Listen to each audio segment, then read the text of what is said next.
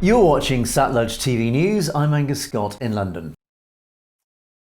As India finds itself increasingly caught in global headlights after several high-profile accusations against the nation's government over its human rights abuses, a US commission has advised the US government to designate India as a country of particular concern.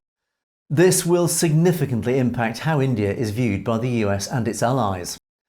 The United States Commission on International Religious Freedom, USCIRF, has held a hearing examining the US's relationship with India in light of increasingly widespread abuses. The Commission is an independent, bipartisan federal government entity that monitors, analyses and reports on religious freedom abroad. Then it makes foreign policy recommendations to the US government and Congress, aiming to deter religious persecution and to promote freedom of religion and belief. In the hearing, it heard evidence of the Indian government's deliberately designed legal framework to enforce discriminatory policies against religious minorities. Abraham Cooper, chair of the group, stated that religious freedom conditions in India have notably declined in recent years. Muslims, Sikhs, Christians, Dalits and Adivasis are experiencing increased levels of attacks and acts of intimidation. Authorities have continued to suppress minority voices and those advocating on their behalf. These trends and their implication for US foreign policy should not be ignored.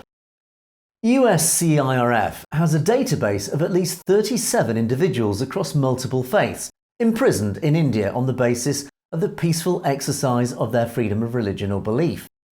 Since 2020, the group has recommended that the US Department of State designate India as a country of particular concern for its systematic, ongoing and what it calls egregious violations of religious freedom.